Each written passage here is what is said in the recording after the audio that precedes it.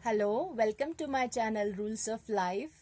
और जैसा कि मैंने पिछली वीडियो में बताया था कि मैं इस नेक्स्ट वीडियो में आपको किताब पढ़ के बताऊंगी। ये किताब है जो मैं रीड करूंगी। इस किताब को रीड करने से पहले मैं आपको बताना चाहती हूँ कि पिछली वीडियो में मैंने आपको वो सारी किताबें बताई थी, वो स्पिरिचुअल साइंस की किताबें हिंदी में थी। इस बार मैं आपको एज और स्टेजेस बताकर इंग्लिश में बता रही हूँ, ताकि इंग्लिश की किताबें भी बता सकूँ।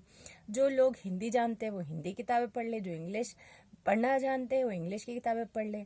यदि आप दोनों लैंग्वेज जानते हो तो दोनों किताबें पढ़ लें।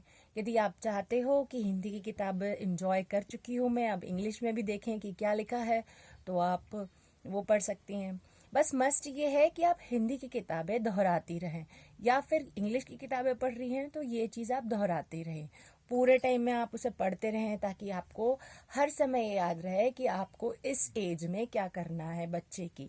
ये जैसे मैंने आप छोटा सा आपको आइडिया देने के लिए बनाया है, एज एंड स्टेजेस, जिसमें ये new born, baby, infant, toddler, pre Schuler, schoolers, ये स्टेजेस हैं। और इनकी एज मैंने बता रखी है। बिल्कुल जस्ट बॉर्न जो होता है उसको कहते हैं न्यू बॉर्न। अब अपन बोलते हैं कि लड़का हुआ है या लड़की, तो उसमें बेबी बॉय बोलते हैं और बेबी गर्ल बोलते हैं।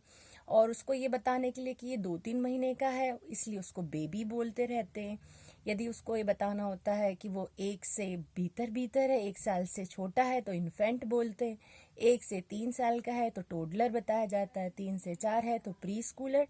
और 6 साल तक वो प्री स्कूलर होता है। और जैसे ही वो क्लास 1 में आ जाता है तो 6 से 17 और 18 साल तक वो स्कूलर बना रहता है, जब तक वो स्कूल में रहता है। और उसके बाद में स्कूल में भी जब वो क्लास 1 से क्लास 5 तक लेता है तो एलिमेंट्री, क्लास 8 से क्लास 9 तक रहता है तो मिडिल स्कूलर। और जब वो 9 से 12 में रहता है तब वो कहलाता है हाई स्कूलर। ये स्टेजेस आपको सिर्फ इस बात से ध्यान में रख के बनाई है कि किस समय आपको कौन सी बुक पढ़ना है। तो स्टार्ट करते हैं।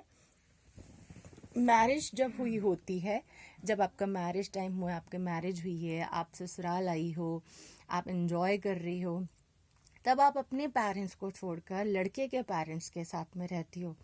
नो डाउट आपके पेरेंट्स बदल जाते हैं। आपके मम्मी पापा जो पहले हुआ करते थे वो नहीं, अब आपको नए मम्मी पापा मिल चुके होते हैं, नए पापा नई मम्मी। और वो दोनों के दोनों, या तो आप पापा जी या मम्मी जी कहती हो, या अपने ससुर के हिसाब से ससुर जी और सासू जी कहती हो। तो आप उस टाइम एक ऐसे पेरेंट्स के साथ रह रही होती है जिन्होंने आपके हस्बैंड को ब्रॉट अप किया होता है। तो उनकी पेरेंटिंग आपको अच्छी लगती रहे, आप एंजॉय करते रहो, तो आपको हर वक्त ये एहसास रहे कि आप कोई पेरेंट नहीं बच्चे हो। इसलिए उस टाइम पढ़ते हैं रूल्स ऑफ पेरेंटिंग, ताकि आप हर बार इस किताब को पढ़कर ये एहसास कर सकें कि आप एक ऐसे पेरेंट्स के साथ में हैं जिन्होंने आपके हस्बैंड को ब्रॉट अप किया है, और आपके हर मामले में वो पेरेंट्स आपसे कहीं ज़्यादा होशियार, समझदार और आपको आगे मतलब खूब खुशियाँ देने वालों में से हैं। कभी भी आप उनसे बढ़कर नहीं हो पाएंगे, भले आपकी एजुकेशन उनसे कहीं भी कितने मायने में भी ज़्यादा हो, हमेशा उनका एक्सपीरियंस आपके हस्बैंड और आपके एक्सपीरियंस से ज़्यादा ही रहेगा।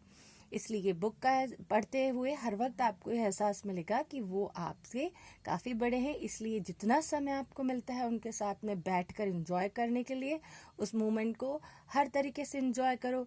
कभी पुरानी प्रथाओं के तौर पे एंजॉय करो उनके साथ में, तो कभी अपने हस्बैंड के पेरेंट्स के बचपन को, या फिर उनकी ही कोई बातें जो उनके पेरेंट्स की हैं उनकी भी सुनकर एंजॉय करो। उसके बाद में आता है नेक्स्ट टाइम जब आप कंसीव करते हो। जब आप कंसीव करती हो तब आपको पढ़ना है व्हाट टू